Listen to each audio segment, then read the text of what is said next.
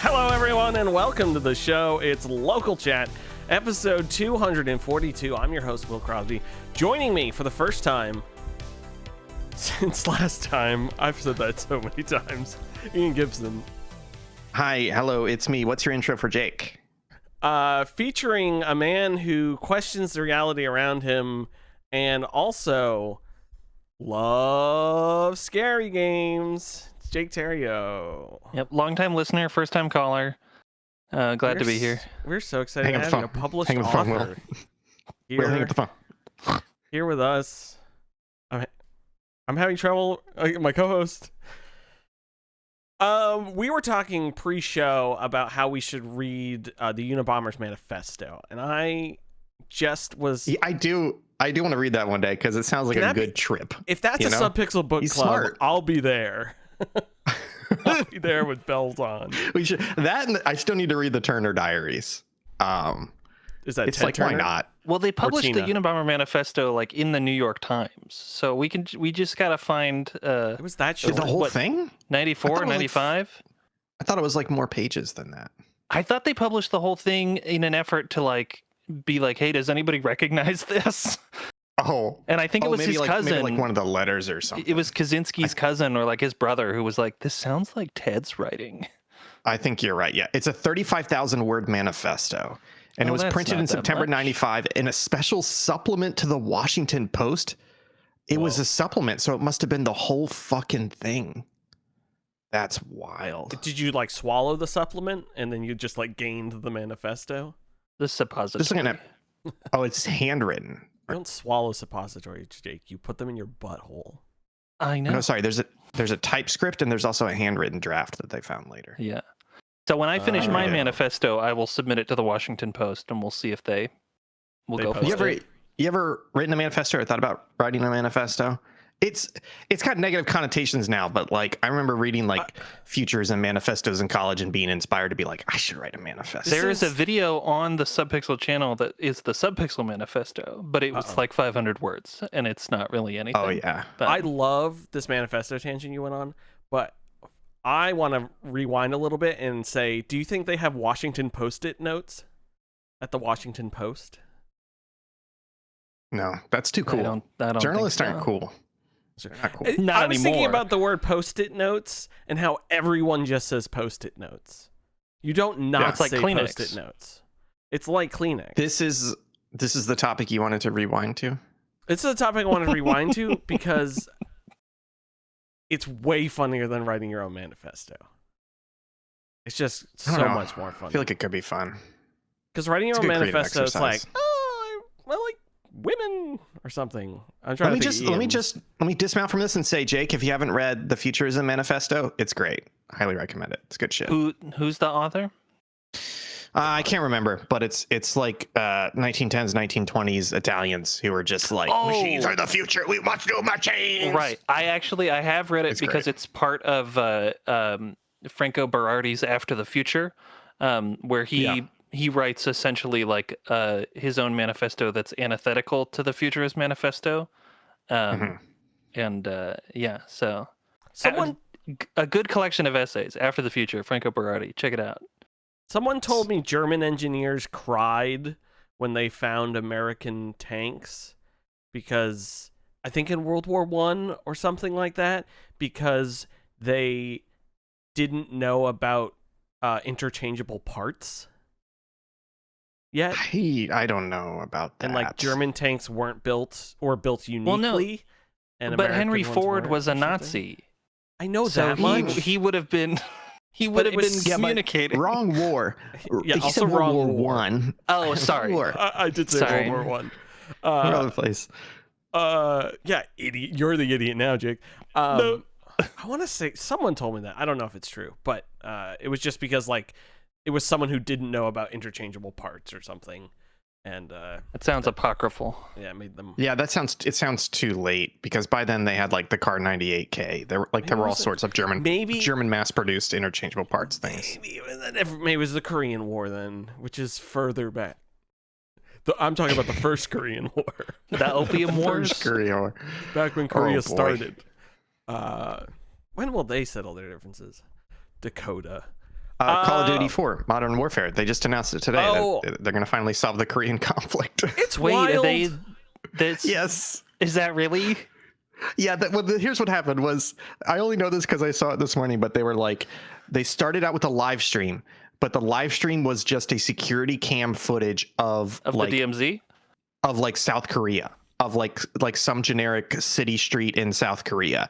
And then they played like a 2-minute teaser, and the 2-minute teaser was like this 4-man South Korean army squad who were like goofing off and going into this like convenience store and buying ramen and stuff. And then all of a sudden like a fucking explosion happens.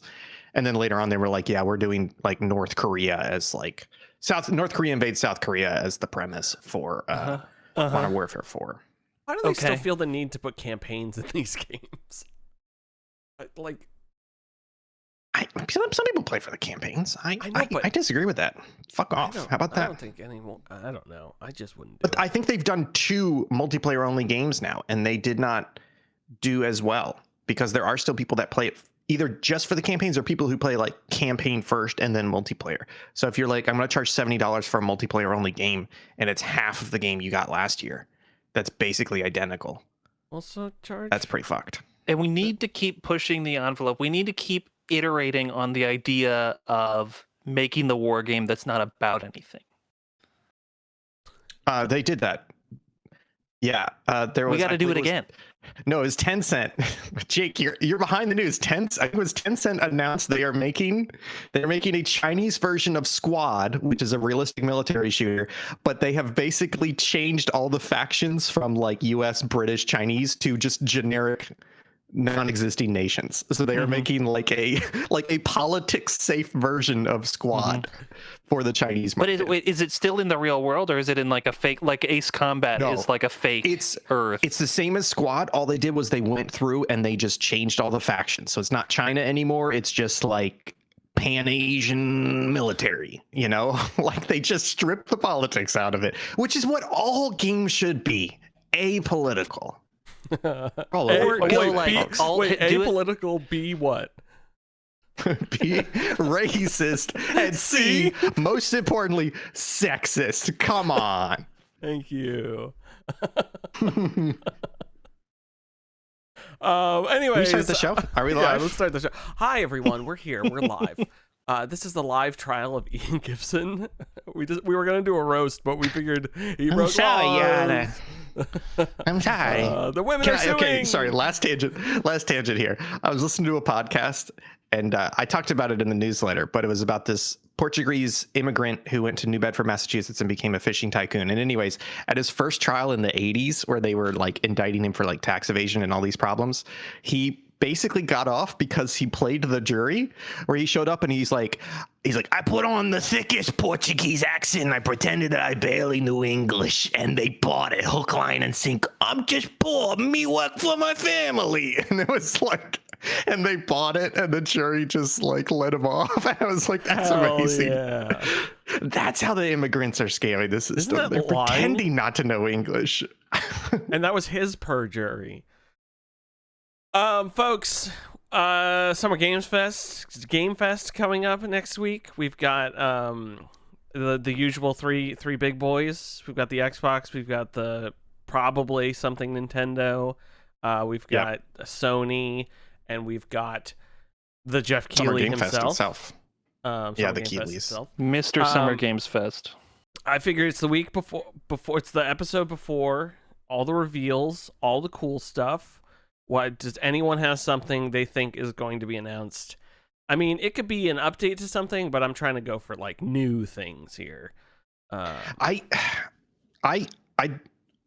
don't know. I genuinely don't know. I think the only thing that we know is supposed to be at least one big announcement in the Sony one, because they're like, hey, this is a long one.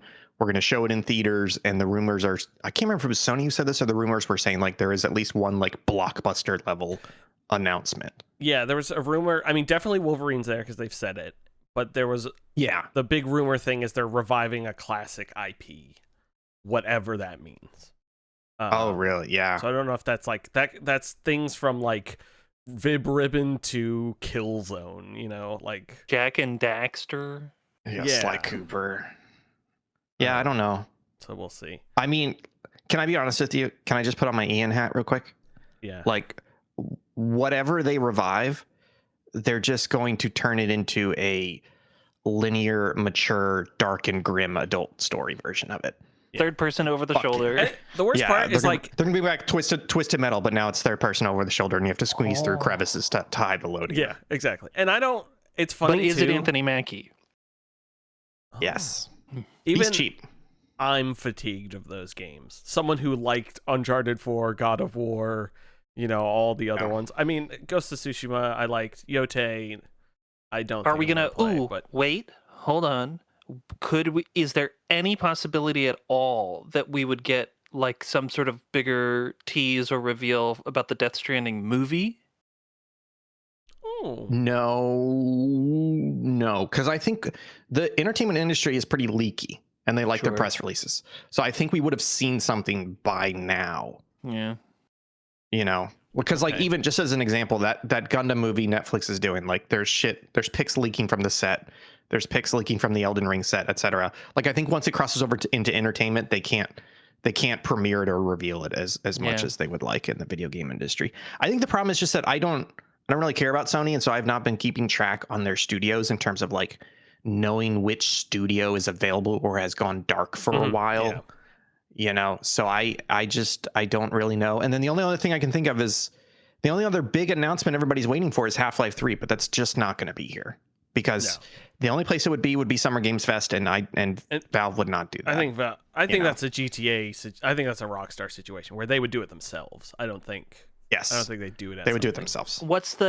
Might we see gameplay from what's the Naughty Dog space or not Naughty Dog? Naughty Dog space game. Heretic.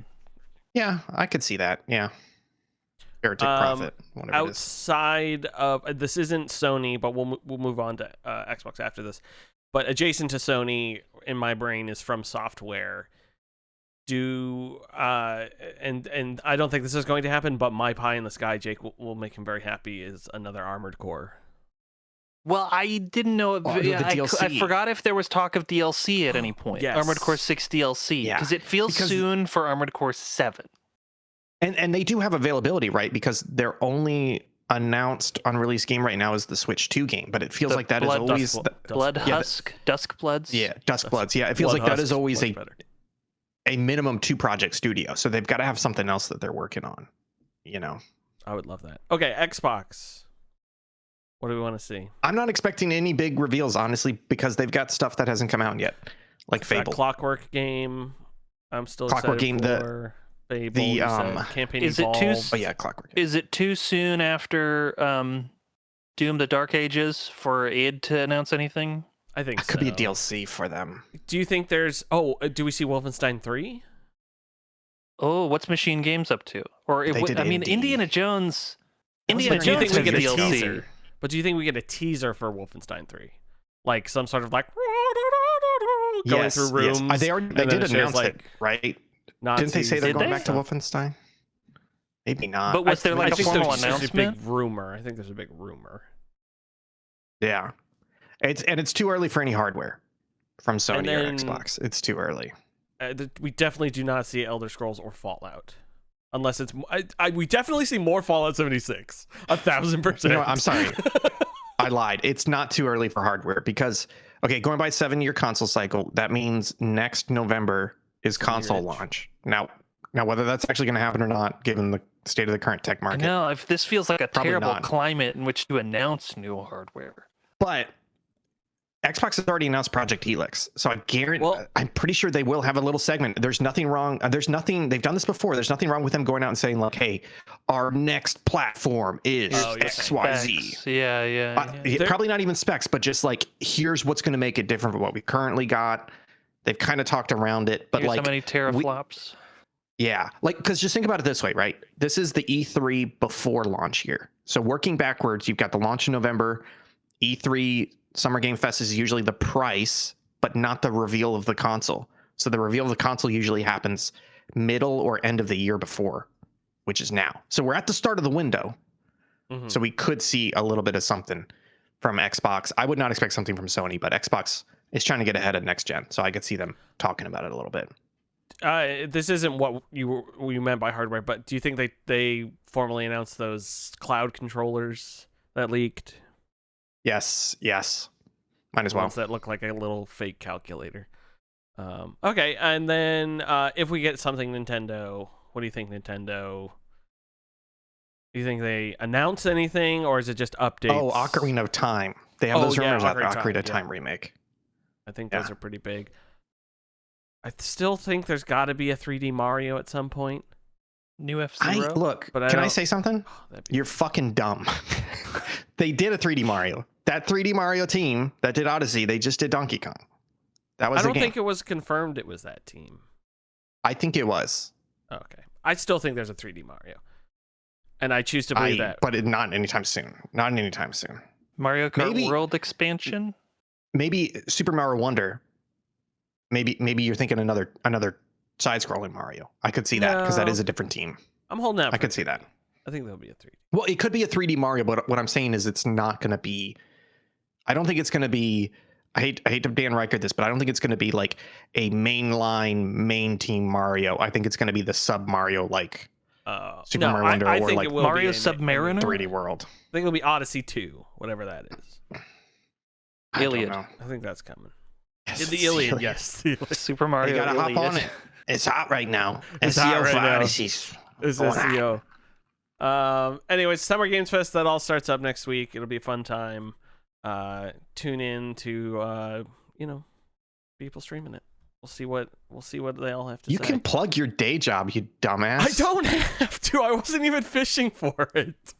You basically, because I know we all know that we have no plans to stream any of that. So when you're like tune into people streaming it, let's talk about Giant Bomb, folks. Go check it out, Giant Bomb at night. No, I didn't. I meant when the actual stream. Not us. I'm excited because I heard on VGBs that both Nikki Grayson and John Warren are going to be there, but they're going to be on different nights, which is probably good because I feel like if you put those two on the couch together, I don't know if you guys listen to VGBs, but I want to give you a taste where VGBs is another video game podcast, and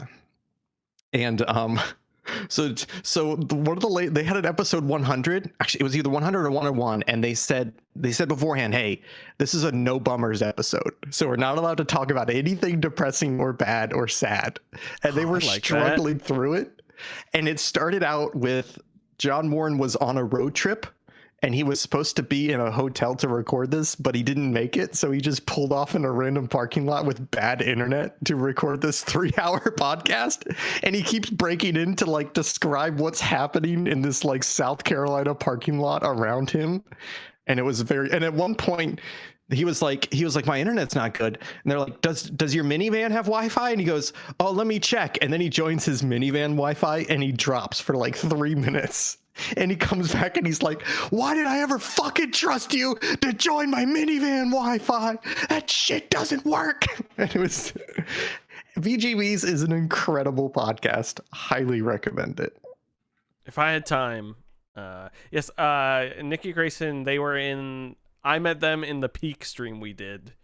And oh yeah, they were cheering me on, which was quite nice. I'm very nervous and excited to meet a lot of different people in the industry, and be very scared. I'm also on the first segment, so if people want to watch, I'll be on the couch. I'm so excited. And probably I think the final one is also us, but I'm actually booked because I got an email that was like, "Oh, I'm booking you for this and this," and like sending this as a test, and I was like, "Oh, this is just a test email," and then like schedule document came out, and I was like, "Wait." Oh fuck! What? I'm on it. I'm on it. That's it'll cool. be fun. I have to be in California though, which is gonna be the worst. The liberals, guys. I don't. Hey, it's gonna be great for you because you're not paying. So it's gonna be great. Very true. If you were there paying for things, that would be miserable.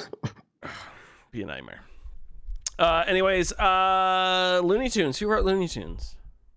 I wrote Looney Tunes, folks. So as I talked about in the newsletter, I've been working on my kitchen remodel. I'm on week 4, and unfortunately, I've had some setbacks because I keep injuring myself in Looney Tunes fashion. And there's basically 3 injuries that have occurred to me. I'll go in order of severity. Wait, don't buy an the first one. The first, don't buy an anvil. Don't go near any tunnels, no matter how good they look. The first one was I ripped my wrist open on some metal. You finally got it on some metal corner bead, and so I'm pretty sure I'm gonna have like a nasty like inch scar on my hand from that. The second one is that I woke up about a week and a half ago, and both my wrists hurt. And they still hurt because somehow I sprained both of my wrists while working on the kitchen. And like they hurt. They hurt so bad that I have to do like 2 days of work and 1 day off because it gets so bad that I'm just like, I got to rest them before this gets worse. And I don't know exactly what happened. It was while I was doing drywall and I was thinking about it. And a lot of drywall is like heavy gripping, dry, because you're like gripping these 40-pound panels and lifting them up, and then you're like heavy gripping this utility knife. And I was like, yeah, probably all that like gripping motion probably fucked my wrist. So anyways, my wrists still hurt. They're better. They're a little better now. But the most Looney Tunes one though is that this was about 2 weeks ago. I had taken a big piece of drywall off the wall because I had to access electrical or whatever, and I put it on the ground, and then I was like, I should lean that up against the wall because there's like nails and stuff sticking out of it. And then a couple days later, the panel fell down and was on the floor. Not leaning against the wall anymore. And I was like, I should probably pick that up and put it back against the wall. And then I was like, yeah, I'll get to it later. So then like 2 days later, I'm working and I'm like walking along the wall and my toe stubs into something. And I was like, I looked down and I was like, what is that? Oh, it's just a piece of trash. And so then I was like, what do you do with the trash? Well, you stomp on it. So then I deliberately stomped on it with my foot, and it was a nail, and it went and like through my Crocs and a half inch into my foot, and it hurt. But then the problem, it not that it hurt so much, but it hurt, and then it started bleeding, and I was like, fuck, because it's your foot. So I'm like trying to hop around and not bleed everywhere. And then it had some dirt in it, so me and Maggie had to do a little bit of surgery to get dirt out of it. But then I had to like take a day and a half off because it's my foot. So as I'm walking around, I'm just stepping on it and it hurts. And I'm like, I really need this to just heal enough for me to get back to work and not get infected. So I lost like a day and a half, 2 days to stepping on a nail and then like hoping it wouldn't get infected. And it didn't, but it was just a very annoying Looney Tunes ass injury that it could have been prevented several times. And I now just you've got tetanus. Yeah, I literally just stepped right into it, you know? So yeah, that's how my life's going. Well, you can put your headphones back on now. You okay, buddy? I had to completely turn my headphones down because I could still hear bits and pieces of it. That was a nightmare. That's the worst thing that's ever happened to me. God. In screenwriting, we call that Chekhov's gun. Yeah, well, but it's like you keep looking at the gun, you keep taking it down. Then you're like, let me put a round in here, and then a couple days later, you're like, I should probably take that round out of the gun. But what if I cock the hammer? And then you like, and then you put it down, and you let your dog play with it for a while, and you're like, I probably shouldn't let my dog play with a loaded gun. Yeah. Time to talk about video games. Not give dogs guns. 007, James Bond has recently been in the spotlight for not having a new actor. But did you know there is a new actor, and it's a video game actor? I'm not super far in the new 007 First Light put out by IOI Interactive, publishers of Mind's Eye, and I'm really enjoying it so far. It starts with a mission in which you play the titular James Bond. They went opposite of woke. They probably don't call him that though, because the game's woke. Yeah. Pick your joke. Yeah. Humans can't be real. Can I ask you a question though? Can I ask you a question? I have seen that criticism that the game is woke. What's woke about it? I'm gonna explain to you. He's still white. He's still a white man, and there's still women. There's still straight women that he flirts, and they flirt back, and I believe they're scantily clad. Is it because there are black people in the game? Is that the problem? They're not even the main character. It's because your handler is a woman, and she's telling him what to do in the beginning of the game. That is the one of the criticisms I have heard from the people. Oh, so they don't like. And it sounds So like they don't like the Pierce Brosnan Brosnan movies because That's what Pierce Brosnan had a female. Or Daniel Craig. Daniel Craig Daniel had. Craig. That's What the fuck?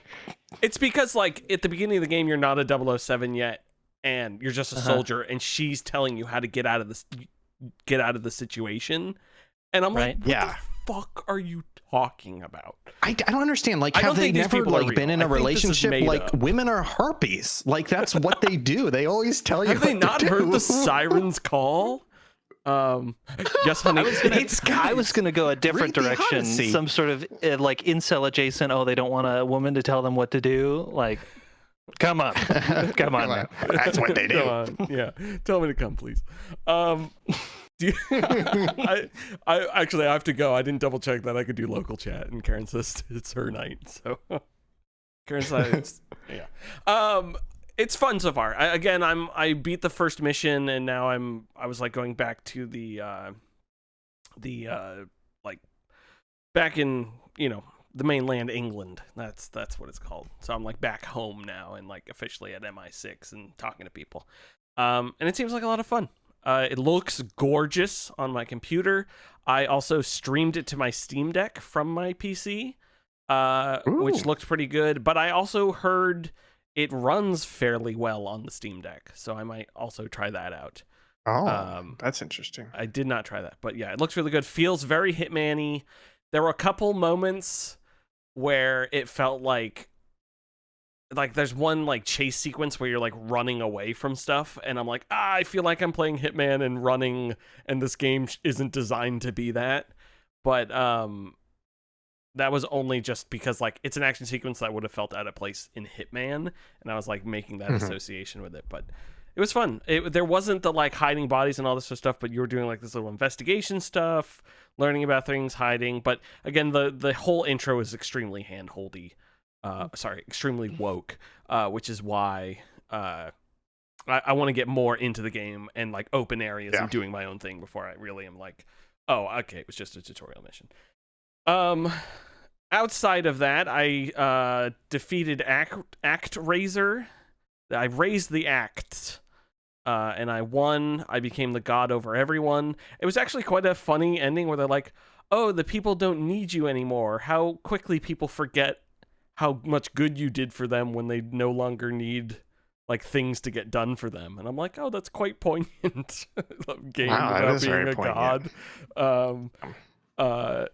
It was fun. It was a boss rush at the end, which is a little infuriating, but slight side. Isn't there a piece of fiction about that? About how gods get their power from people like believing in them?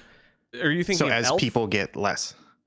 No, I think I'm thinking of Neil Gaiman.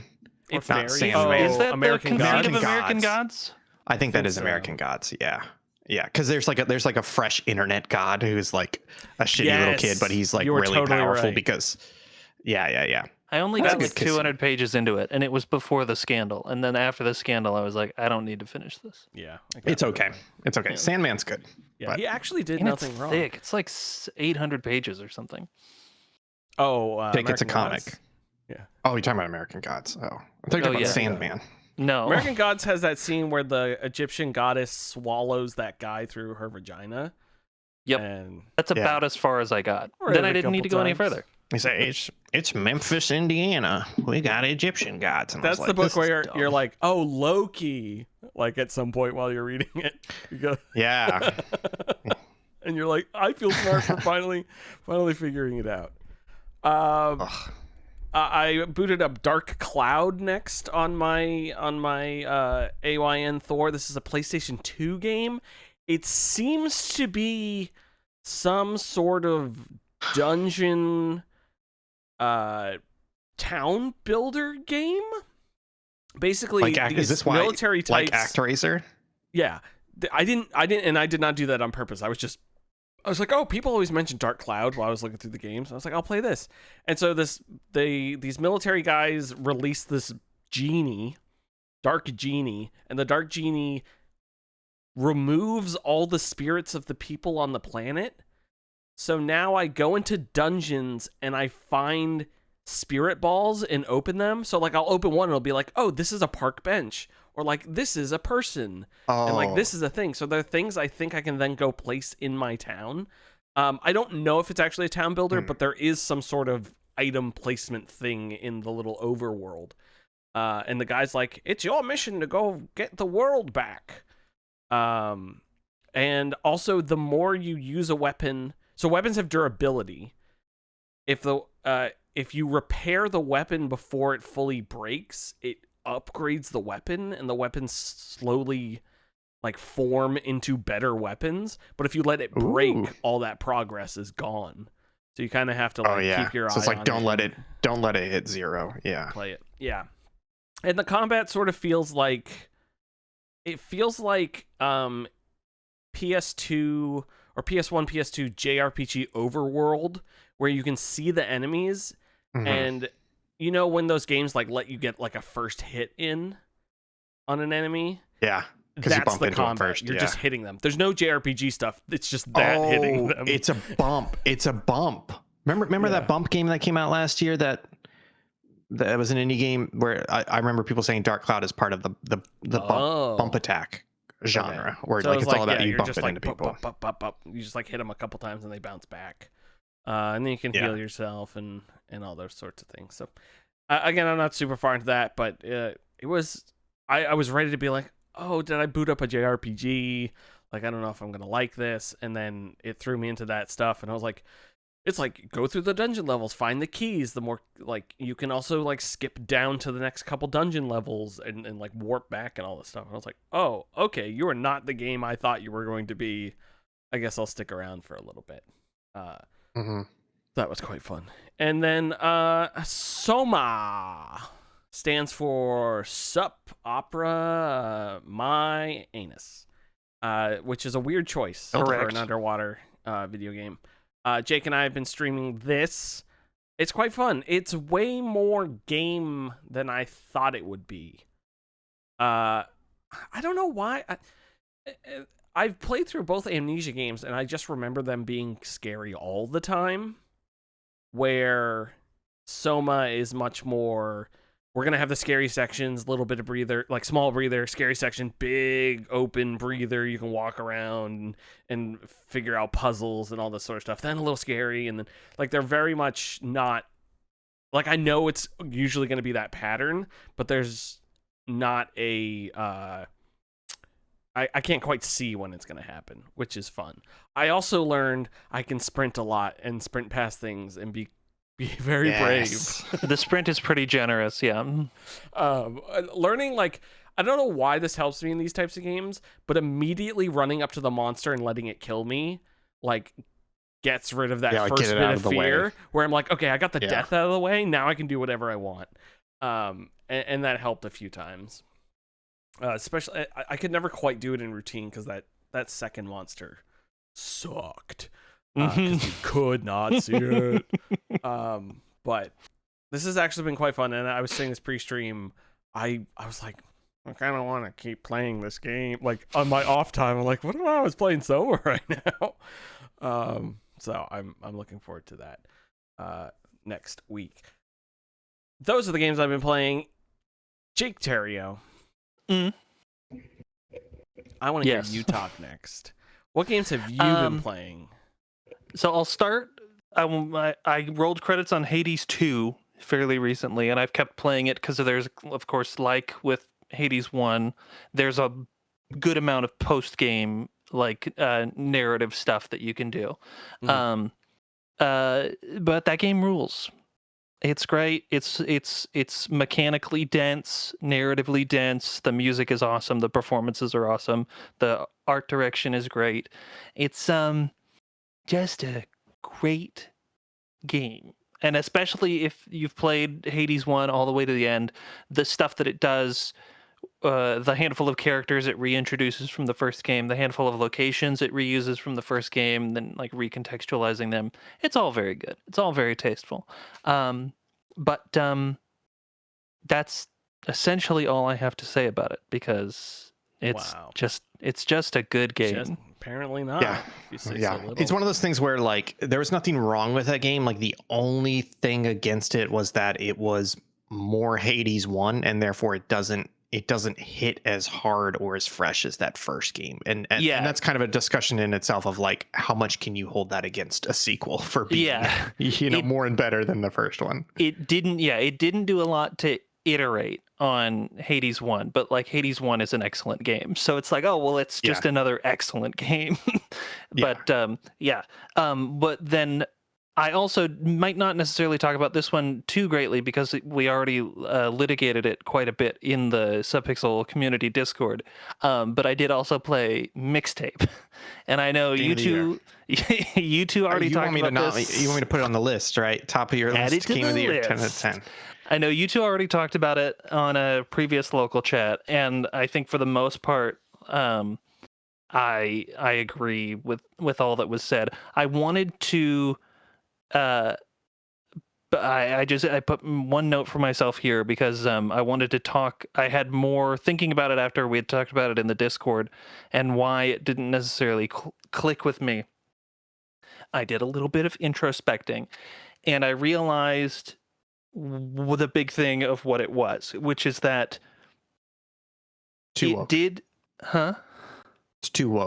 It's too woke. It did for me what I think is like Ian doesn't necessarily vibe with my ranking, how I rank films on Letterboxd. But if I can elaborate on that scale for 1 second, the difference for me between a 1-star and a 2-star movie.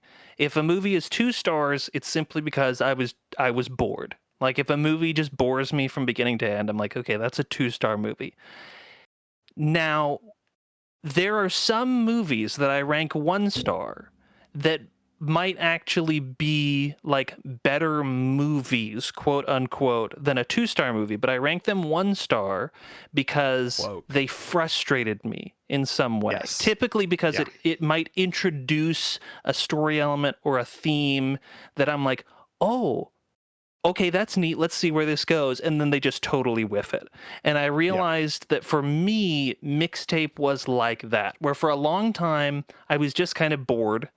And then it introduced a story element that I was like, okay, maybe there's something more going on under the hood here. And then that just never pays off. And so I was like, okay, well now I'm not bored. It's not just a milquetoast experience for me. Now I'm like actively frustrated by it. And so that was, I think, why I didn't vibe with MixTape. It was by including a reference to the Rush song Subdivisions, where then I was like, ooh, here's some interesting thematic material we can play with. That then it was just an aesthetic flourish. It was not anything thematically. I also, sorry, now I'm realizing more things as I'm talking about it. Do it. I think it had the wrong POV. Like, I think the game wanted it to be about, I can't really even remember the protagonist's name now, but the girl who's making the mixtape, she's ostensibly the POV character for this whole thing. Yes. But I think the main character of the story, on whom much of the attention and kind of narrative weight is placed, is Cassandra, the friend. Yes. Like, it's almost like it's her story. Like, she has much more of an arc. She does, yeah. She has much more conflict too. Yeah, and that's not to say that like the fact that lead character person doesn't have as much of an arc is like a detriment.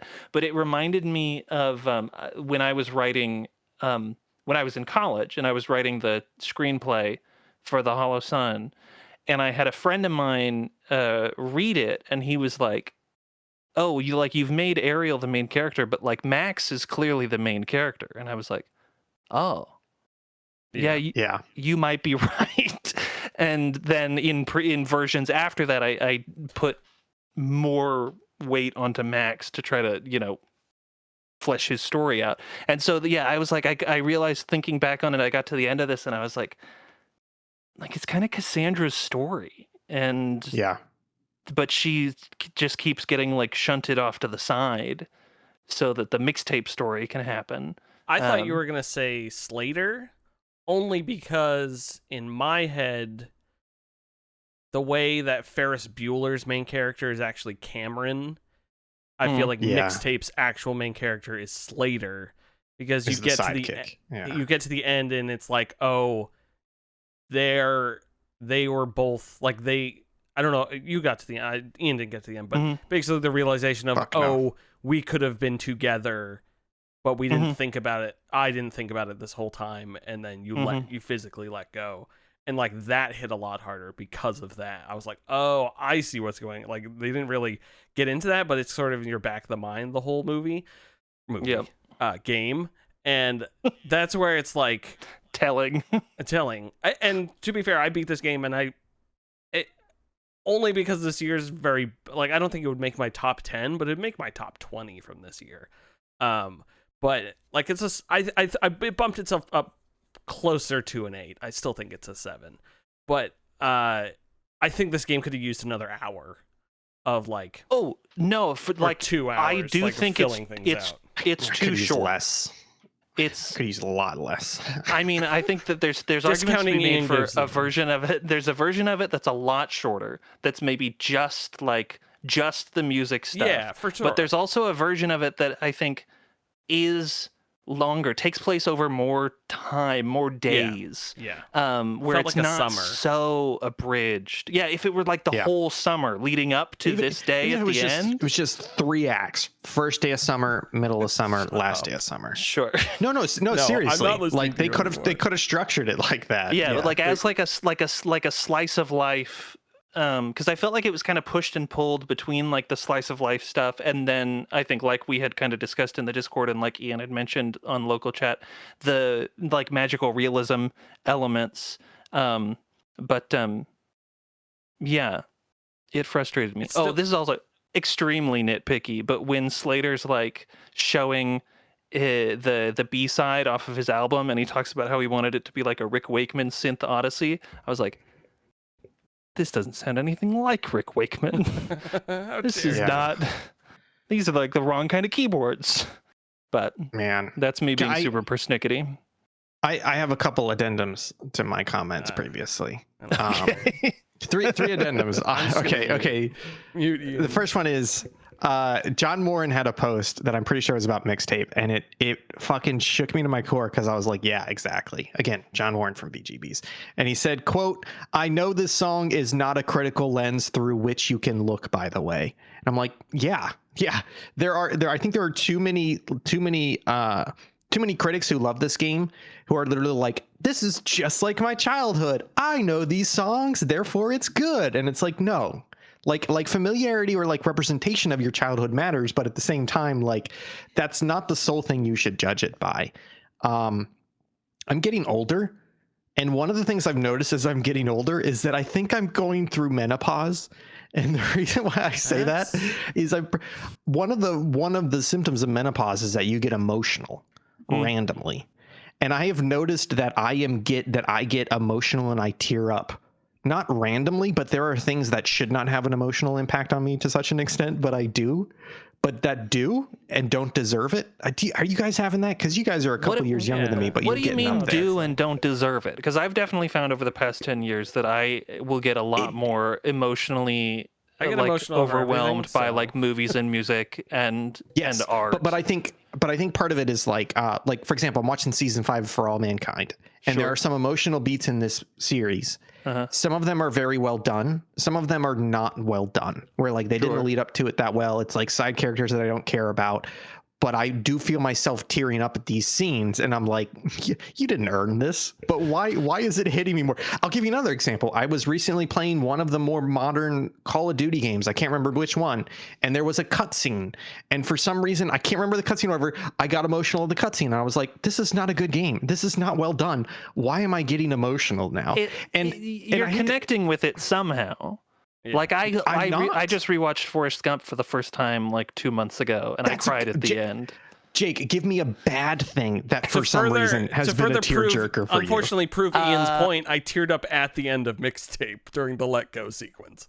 So and do you feel like it it fully justified your reaction, No, as opposed to you being like, why am I reacting this much to something that I'm not actually? I think I was reacting to, I realized what they were trying to go for, and that hit me because I was like, oh shit, if someone told me that and then I just saw this, I was like, oh, that's pretty. But I don't think it was the game leading to that moment that gave it to me.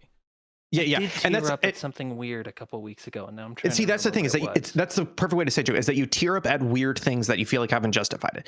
And I feel like some of these critics are watching this game and they're like, oh my God, I know that song. And oh my God, they're trying to get beer just like my childhood. And because they're older, like us, like middle-aged and older, they have an emotional response to that. And their gut reaction is to say emotional response means it's good. And it's like, no, you can't just rely on your emotional response. Just like you said last week, Will, where you're like, there are things that you enjoy that you know are not good or great, but you enjoy them. And I think some of these critics are enjoying this for like gut punch nostalgia reasons without actually like sitting down and saying, okay, is this actually a good game versus my gut reaction to it? Sorry, bad example. It was that I teared up watching Speed Racer in the theaters, but that's a bad example. That's a valid. It is funny. It's a valid game. It's fantastic. It's well done. Yeah. And I think it's what that game's going for, because there's nothing in that game that I have an emotional nostalgia connection to, because there weren't even video games. There weren't even old video games in that. No, but hey, that brings up, this is just my second thing on MixTape. Again, an addendum from last week, and this is the last thing I'll say, which is that since I've been listening to a lot of people react to this game since we talked about it last on local chat, and Chris Plant has talked about it on a couple different podcasts, and it was interesting listening to him because he really likes the game, but he brought to it like a critical analysis of it, and then also a piece of information. And the critical analysis was, he brought up something that I didn't even think about, and I thought this was very well done, was he was like, hey, it is borrowing from a lot of different like coming of age John Hughes type 80s movies, etc., because the game in itself is kind of a mixtape of these cliches from that genre and putting that together. And I was like, oh yeah, that makes sense why it feels like a hodgepodge of the genre. And then the other thing he said was, oh shit, I forgot the other thing. Chris, something about all these, the other piece of information. No, the piece of information was that he said he's met the dev. The dev is Australian, and he never went to the United States until he was in his 30s. So everybody was like, oh, MixTape is just like my childhood. Like, the dev knows it so well.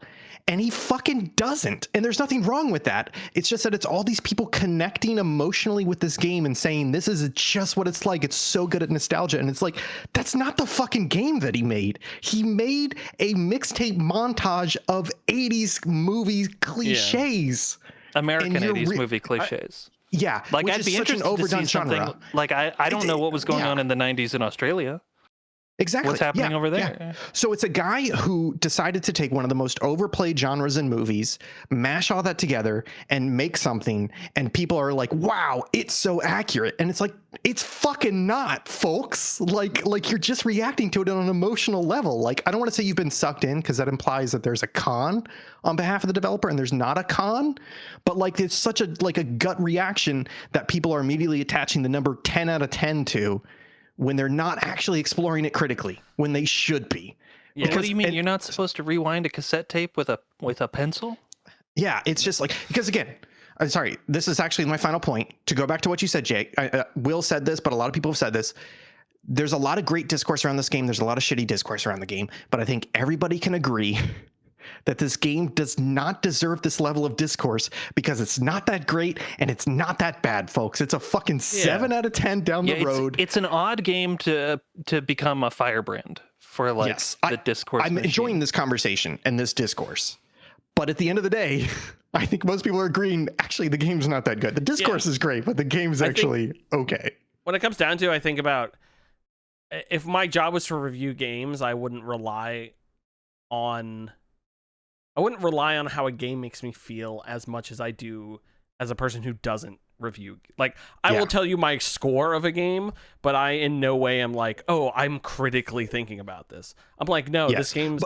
I felt great during this game. It's a 9 out of 10. I hated this game and it frustrated me, and everyone else loves it. It's a 2 out of 10. Like, that is the only thing is, level. this isn't a hard counter to what you say, but I think emotional reaction to a piece of art is a great first step. I'm crying. Why am I crying? What is it doing that's making me cry? I'm frustrated. Why am I frustrated? What is it doing that's making me frustrated? Only step for me, and that's what I like. Yes, it's the one step I take. And that's fine because you're not a critic. But if you're a critic and you're working for one of these outlets and you're putting out scores, you need to think beyond just I know that song now, and if say 10 says, out of 10. Will, I like your one step takes. You should be a video game critic. Of course, yeah. Why wouldn't I be? Yeah, obviously. Sorry, I didn't mean to go off, but I feel like I love this game because I feel like we actually are having, not just us, but the whole gaming industry as a whole is actually having a very unique and interesting conversation around this game and how it differs between game critics and how they should be analyzing games. If you two or anybody listening wants a really good summer coming of age slice of life, Ray Bradbury's Dandelion Wine.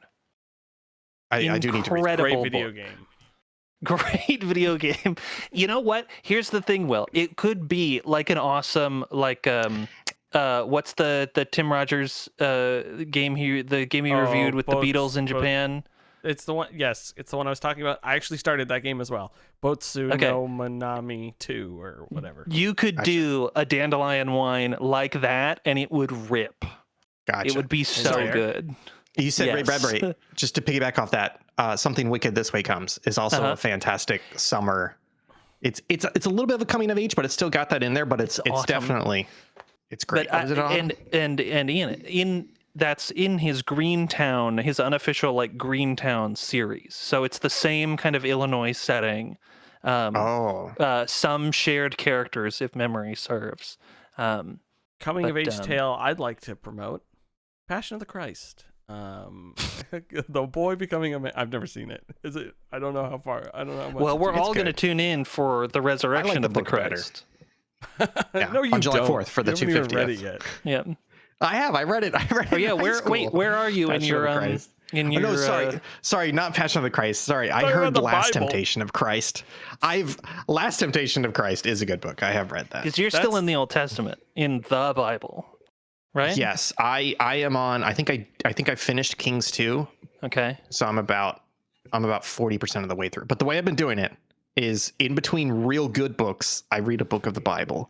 But at this rate, reading about 20 to 30 books a year, I think it's going to take me about another 2 years to finish the Bible. Well, and because like once you get to Psalms, it's like 150 some odd chapters. It's a huge book. Yeah. I'm just upset you're not reading the Greek.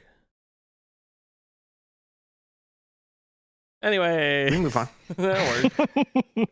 Ian Gibson, talk to us about Forza Horizon 6. Folks, we've got a bit of a Tears of the Kingdom situation going on. Do you guys know what I mean by that? Because do you remember my hot takes? It's iterated, but not enough on the previous game. Close. Yes, actually close. But my Tears of the Kingdom problem is basically that Tears of the Kingdom comes out.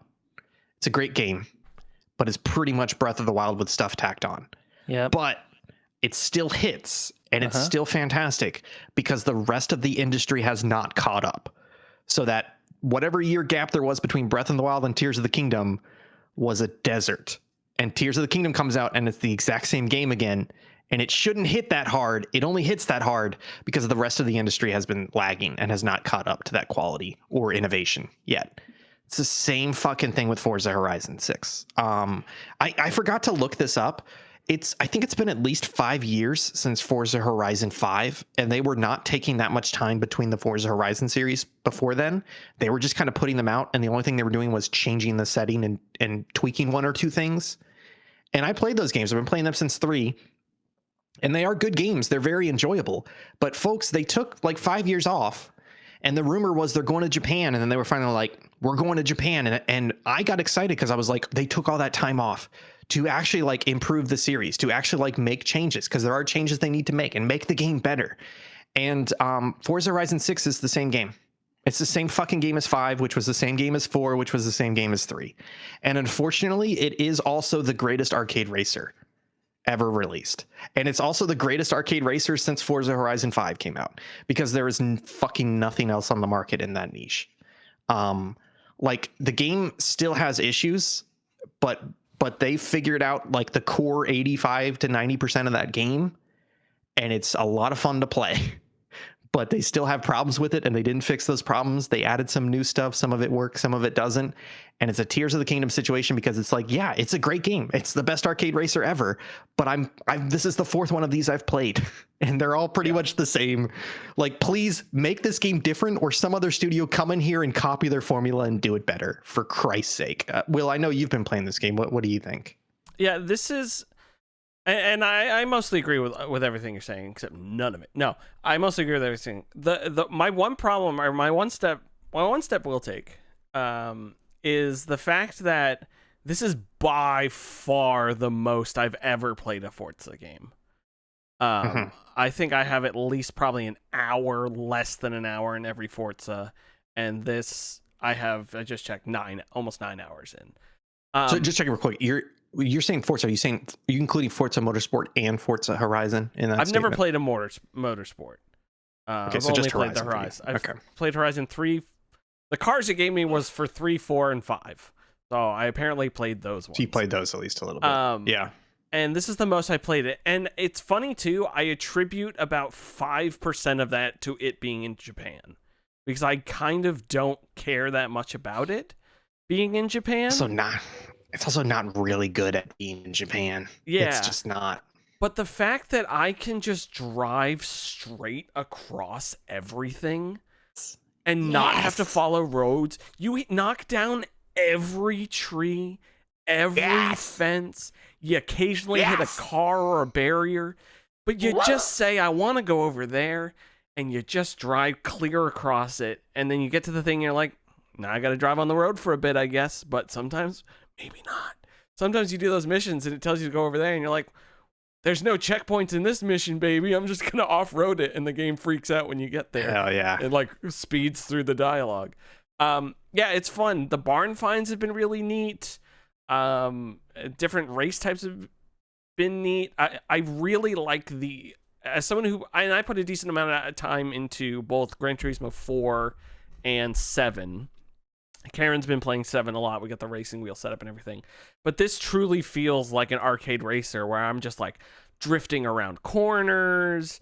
There's I know I'm not doing as well as this. I'm fully braking and turning and all that sort of stuff. But I'm still like, with that difficulty adjustability, like feel like I'm in my zone and I'm like beating things. Yeah. And I've had to adjust it a couple times because I don't know why. The eclectic domestic races, I cannot. I'm on above average difficulty, I think now, or maybe the one above that. I cannot get higher than like 6th place. Can I tell you something? It's because the difficulty in this game is bullshit. Difficulty specifically with the other cars, the AI cars that you race against in these races. Yeah, exactly. It's fucking bullshit because you will.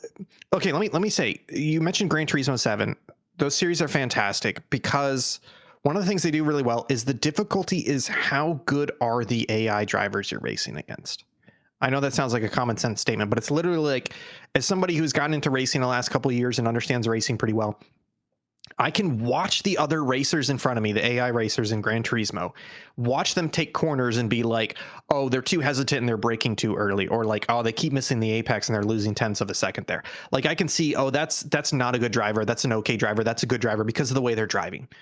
Forza Horizon is a fucking piece of shit fucking video game because it doesn't do that. Its way of adjusting quote unquote difficulty is by tweaking like the core like acceleration and handling and top speed of the cars around you in front of your fucking face. This game is a fucking liar. And it is so fucking frustrating because you will start a race and you're going to be like, You're going to be like, yeah, I'm going to be in a Subaru Impreza, 1997 Subaru Impreza. And it's like, great, here's people around you. Oh, the guy next to you, he's got a Subaru Impreza too. The guy behind you, he's got the same exact car. And you're like, great. And it goes 3, 2, 1. You hold down the accelerator, you start driving. And for some reason, the guy next to you in the same fucking car is going 40 fucking miles per hour faster than you and is a fucking half mile ahead 30 seconds later. And you're like, we're going in a straight line. You're in the same fucking car that I am. Like, this game is bullshit at difficulty because it doesn't actually show you AI that is driving better than you. Yeah. It is literally just tweaking their settings to make them faster. And it does this bullshit thing where every single race, everybody speeds by you at the start, no matter what difficulty you are. Halfway through, it slows them down to normal speed. And then if you're doing okay, then 75% of the way through, it will literally slow them down and rubber band you past them. It's bullshit, and it's been doing this since Forza Horizon 3. I will say, in this one, it seems to be slightly less egregious than the previous entries. But it's not the fucking way you do difficulty in a racing game. It's not. It's bullshit. To give you another example, the eclectic domestics I was doing, I bought a K-truck early on, because of course. And I used that, and I was like, okay, I'm like in 6th place. Okay, it's because I have a K-truck. K-trucks are slow. It's okay. So I was like, oh, how do I tune up a K-truck? Because I had done a couple of those, which shout out to the food delivery missions, because those are super fun, where you're in a little souped up K-truck delivering things around Tokyo. I drove that a bunch, and I was like, oh, how do I do that? So I souped up the K-truck. It's like, I don't know, like 180 or something stupid like that. Something dummy thick like that. And I hop back into that race, and I'm like, I'm going to fuck these animals up. 10th place. No. They because they scale them up. Is like, they scale them up to the same as your car, and like, then they apply the same difficulty bullshit. But I'm like coming around the corner, and I'm like braking slowly, and there's guys just full foot to the ass going past me, and just brake lights come on, but they just glide around the corner. I'm like, what is going on here? Can I just say, just last piece on this is like, the thing that frustrates me about this so much is that this is not a full-blown arcade racer. This is not Mario Kart or whatever. No, like Mario Kart does rubber. Thing. Like Mario Kart does rubber banding, but it does it in a hidden way, and it does it in a way that makes sense. And it's an arcade racer at the end of the day, so you're like, okay. But in this game where it's trying to be somewhat realistic and it's trying to encourage you to actually race, and there's a racing line and braking points and all that, it doesn't need to be fully realistic, but I want to feel like I'm racing. And I'll give you a perfect example. I was playing a little bit online. I normally don't play this game online because it's slower. It's got to log in, it's got to load. It's got to wait for other players, whatever. But for some of the seasonal stuff, I was playing some matches online. And I had a couple fantastic fucking races. And you know why they were fantastic? Because the other drivers were people and not the bullshit AI. Like, I'll give you a perfect example. I was playing this one race, and we were all in like supercars going through the Tokyo highways, and we were doing like 3 or 4 laps of this circuit. And I take off, and I'm pretty good, at least the lobby I was in. So I end up in like 3rd. The guy in 1st is way ahead. The guy in 2nd is in front of me. And over a couple corners, I realized like, he's in a faster car than me. So he's going very fast in the straightaways, but he's sticking exactly to the braking line, which means like he's braking a little bit late and slowing down a little bit too much for the corners. And so I start sneaking up on him because I realize I'm like, oh, if I actually like nail these corners, if I brake a little bit earlier so I can get on the accelerator early and really nail that fucking apex and quarter exit, I'll catch up to him. And over the course of 3 or 4 laps, I caught up to him, and I passed him in the second to last corner. And I was able to do that because I saw him driving. I noticed his pattern, how he was driving, his strengths and his negatives, and I was able to take advantage of that. And I can do that in Gran Turismo as well against the AI because it's good. You can't fucking do that in Forza against the AI because they're just rubber banding and tweaking the settings behind the scene all the time to create these artificial fucking difficulties. And that's like one of the biggest fucking problems with this series, and it's been like that since at least 3 when I've been playing, and they still haven't fucking fixed it. 5 years in development since the last one. Everybody complains about this, and it's just shit like that where they still haven't fixed it. That again, hey, it's a great game to play, but it's just frustrating. It's the same. I feel like they've plateaued. This is the best the game's ever going to be because they have core fundamental fucking problems, and they just can't fucking fix them. Yeah. Also, change the story. Stop doing the Horizon event shit.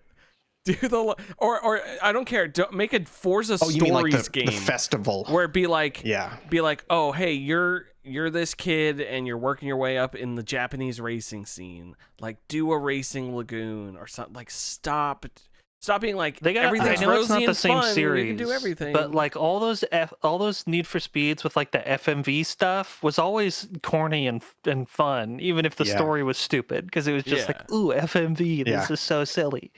Jeff Gerstmann had a fantastic point when he was talking about this, because he hates the same thing, where he's like, this fucking festival is like every release, they're like, we're going to pick a brand new setting. We're going to go to Australia. We're going to go to the UK. We're going to go to Mexico. We're going to go to Japan.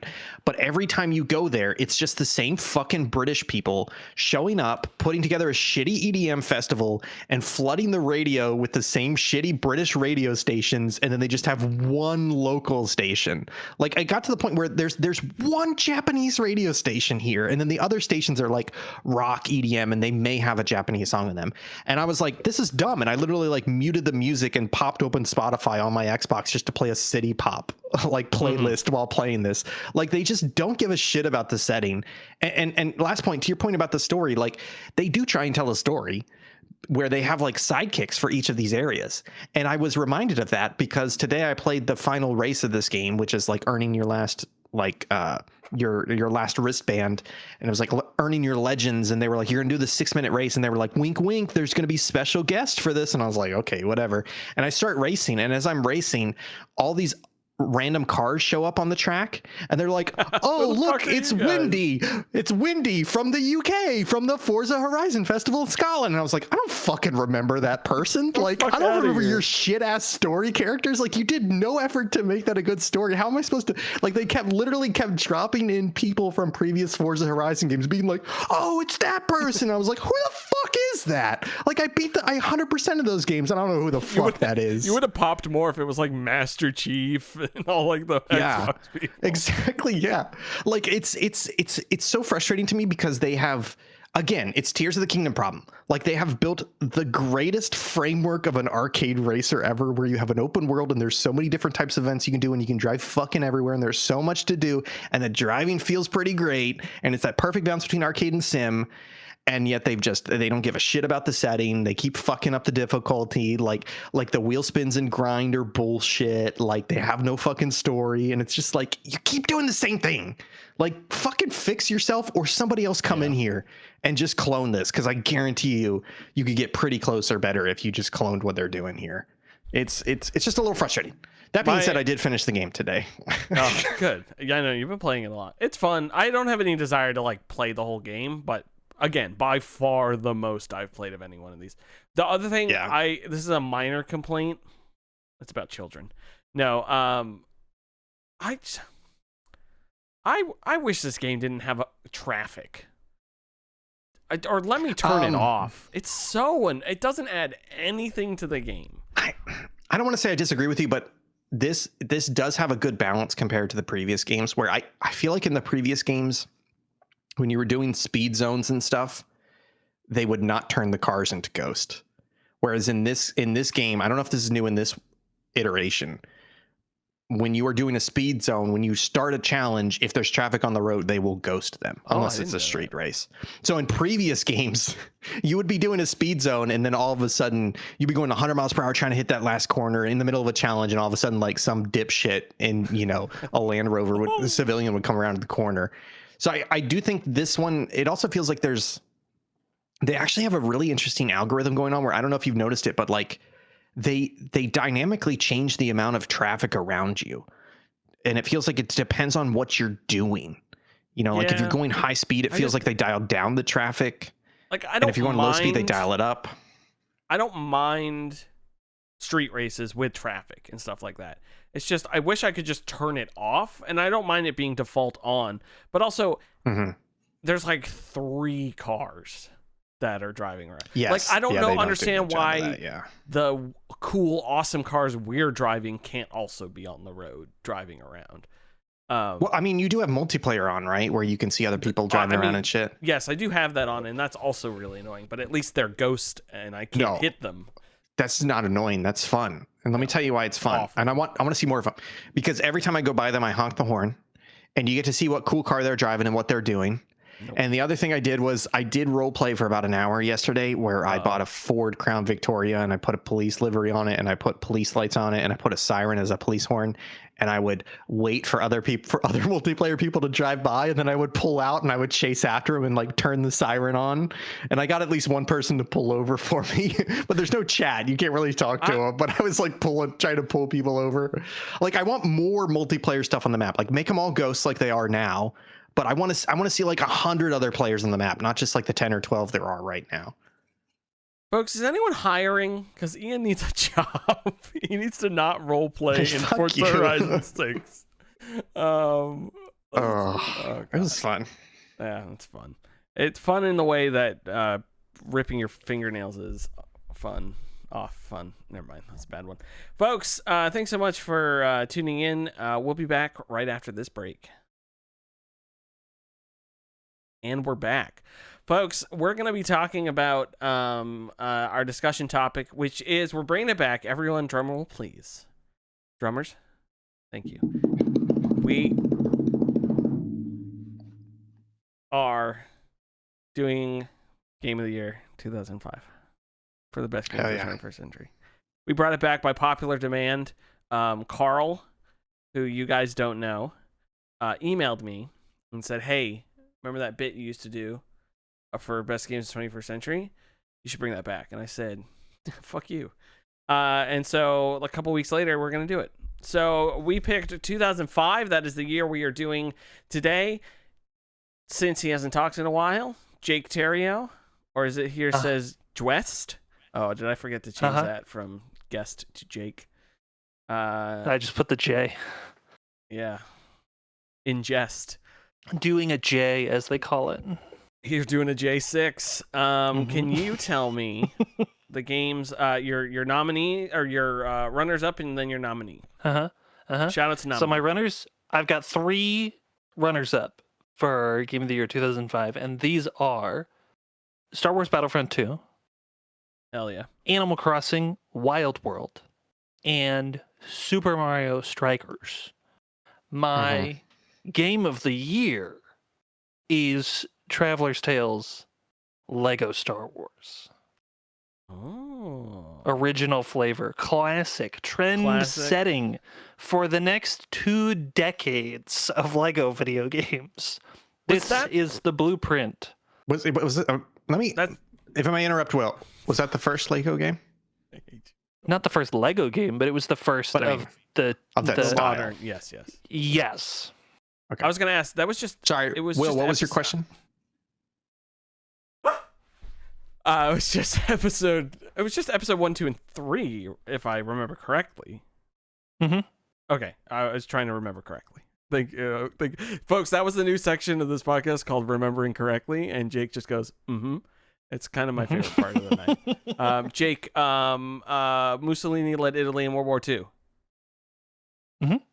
Perfect. Love this new system that we're doing.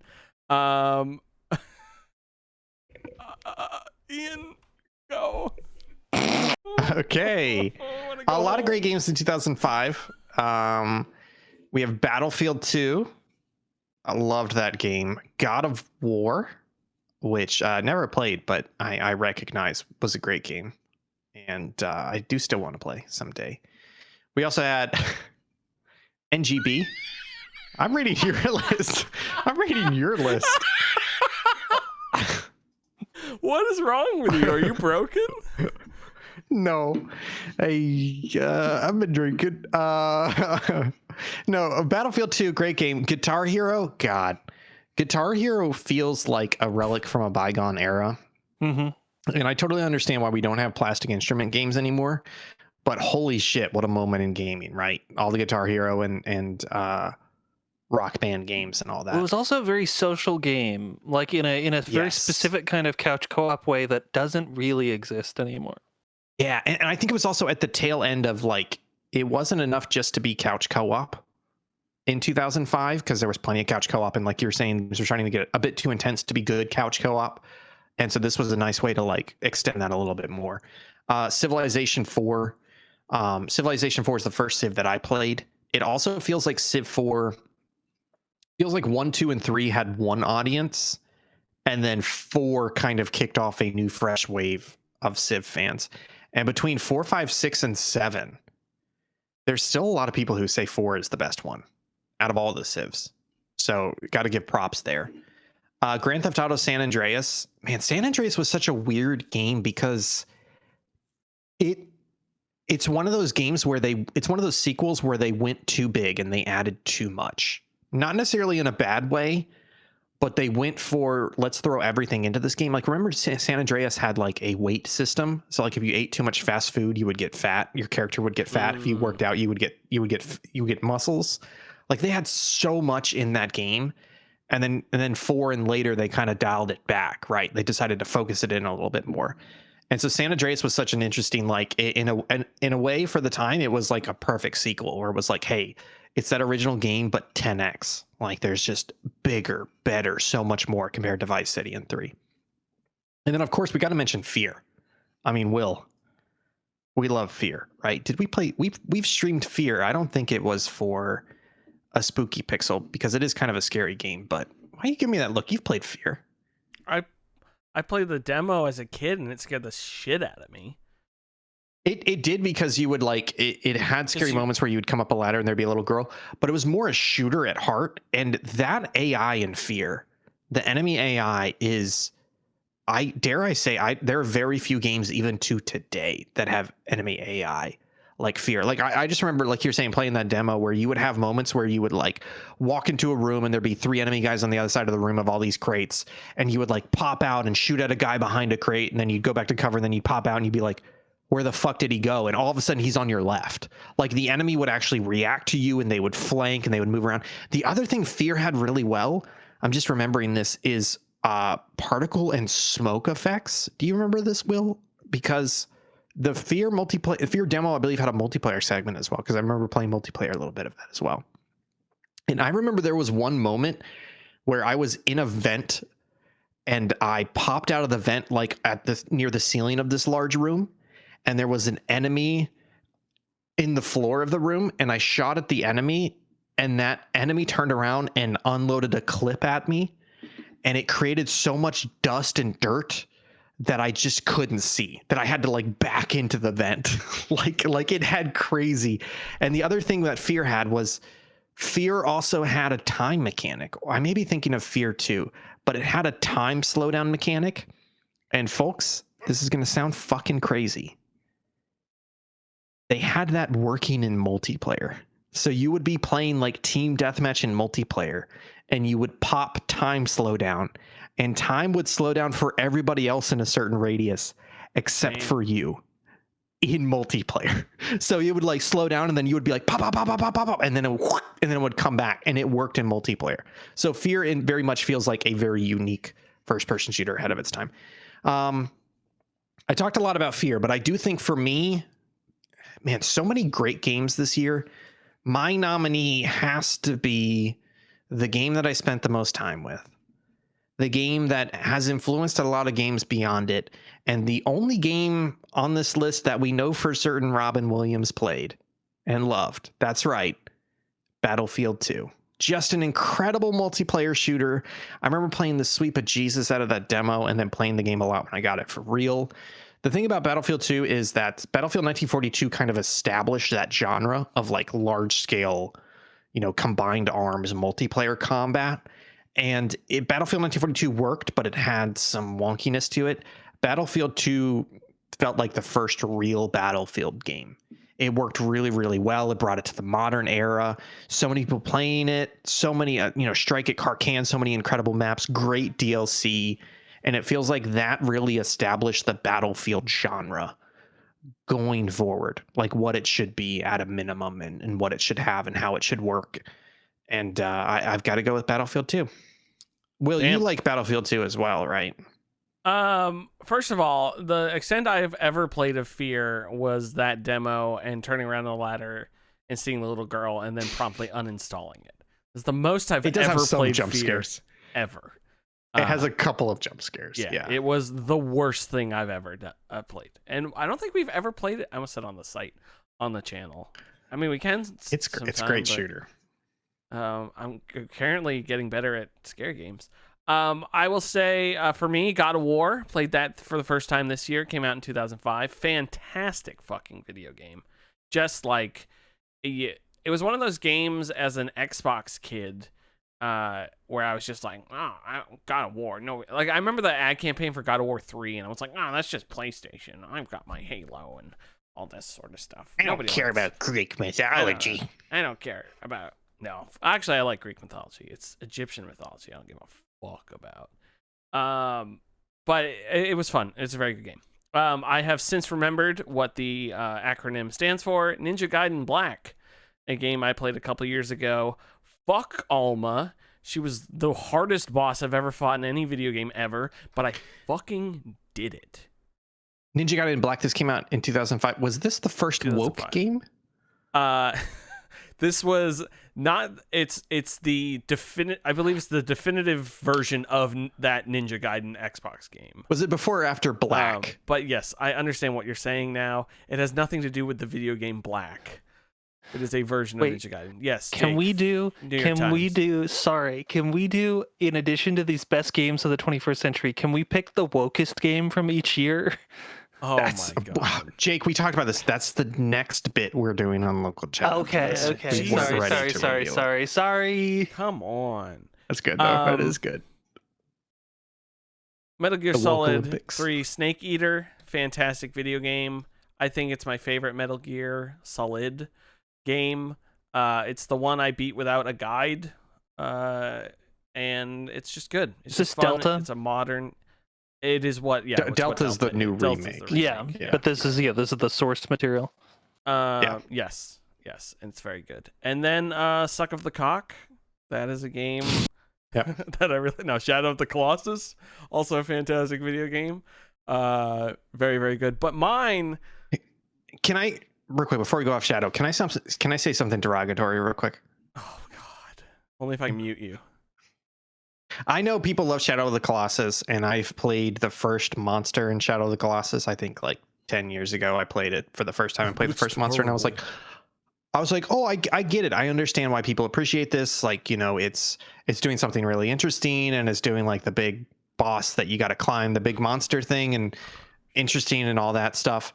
And I gave it that much credit because I thought it was a much older game. I did not realize until today that it is a 2005 game. And when you put it next to all the advances in gaming next to it, like Lego Star Wars, Battlefield 2, Super, like all these games that are just feel better and control better and look better and play better, like Shadow of the Colossus is not a great 2005 game. The art direction in Shadow of the Colossus is pretty good. I hesitate to use the word stupid fucking idiot, but you might be. It's a great look. I think it's a great 2001 game, but 2005 is pushing it. Is pushing it. 2001, we had the Matsunui Online game, which was the game of the year of 2001. So, oh, that's right. Sorry, I forgot about that. Such a nightmare. Sorry. To be fair, the only one of those games I played was The Last Guardian, and I was like, yeah, this is good, but it's got problems. And then it was like winning game of the year all over the place, and I was like, y'all are fucking crazy. Last Guardian was roasted when it came out. It was not winning game of the year. It won game of the year at Easy Allies. I think it was nominated. Yeah, because those guys are idiots. Where are they now? Where are they now? Wow, they're still there. No, they're still there. They're dead. Mass suicide. Actually, to be fair, most of them have Jonestown left and retired to day jobs. And now, folks, Ian's wondering what BF2 on mine stands for, and it stands for my nominee, Battlefront 2, which is the best game of 2005. I played so much of this game. It's so good. The way it makes me feel is like I just woke up on a Saturday and I'm 10. That's how it makes me feel. And that's my fucking review. 10 out of 10. So that's it. Battlefront 2. So that means our nominees are Battlefront 2 or Battlefield 2 or Lego Star Wars. And honestly, I think Game of the Year should go to BF2. And then folks can decide which one is their game of the year. I do think when I think about Battlefield 2 and Battlefront 2, I played both of these games recently within the past 18 months. Wow. And very recent. There is only one of them that still feels good today. and that's Battlefront 2. Hell Battlefield yeah. 2 does not feel that good. But the other thing also is it's wild that Battlefront 2. Okay, let's just say it. Battlefront and Battlefront 2 are heavily inspired by Battlefield games, right? They're basically Star Wars Battlefield games. For sure. But that being said, because I had to look it up, I couldn't believe it. Battlefield 2 came out about 6 months before Battlefront 2. And Battlefield 2 is good. It's a really good, but it's multiplayer only. And you can play single player, but it's like bots, etc. Battlefront 2 also has that Galactic Conquest mode and all this shit. It's just a bigger, better game. Yeah. Is the thing. So between Battlefield 2 and Battlefront 2, I've got to throw my weight behind Battlefront 2, honestly. And nothing against Lego Star Wars. It established some stuff, but I don't think it stands. I'm going to agree. I agree with the Battlefront 2 discussion. Because, between you had the multiplayer, which you could do online or, split screen co-op. You had the campaign where you played as, part of the 501st, stealing parts for the Death Star. This is before Rogue One erased that part of the continuity. And then Galactic Conquest, where it introduced not quite a tactics element, but certainly it was beginning to mash up genres where you had the star map element where you were planning, and then you also had the combat portions, and the ones where you had to start with the space battle and then you would do the land battle. That was all super cool. Battlefront 2. It's great. Yeah. I also really like Lego Star Wars. I don't think we owned it. I think my friend owned it. I played a shit ton of it, but I don't think it was ever at my house. Stole it. No, I don't think I own it anymore. I've been wanting to. That's one of those games I want to go back to and just play and go through it. Can I go backwards a little bit, because there's a great callback here, which is Battlefront 2. Like I said, Battlefront 2 heavily borrow from the Battlefield series. Yeah. But they take that core, they replicate it into a different setting, and they add and they make it better, and they do a lot more stuff with it. Going back to Forza and Tears of the Kingdom, I feel like one of the biggest downsides of these long development cycles we see with AAA games now, 4, 5, 6, 7 years, is it is very difficult for them to pivot and adjust to what the industry is doing. And that's the reason why we don't have a Forza Horizon knockoff. That's why we don't have a Breath of the Wild knockoff other than that Ubisoft game. When it does work well, and you have these studios that are able to turn around AAA games pretty quickly, and they're able to iterate off of each other, you get a Battlefront 2. And that's just much, much better. Mm-hmm. We need to go back to that, folks. Please. We need to go back to that. We must. Yeah, Lego Star Wars. I was almost sided with Jake if Ian hadn't turned to the dark side, only because I feel like out of all of these series that we nominated, Lego games are still out there and a going concern. I mean, Battlefield. Well, to some extent, they did take a break. They took a break for a little bit, but it's not like Battlefront's around anymore. About to yank 2K Drive off the market, but that's because we did just get a new Lego game. I don't know.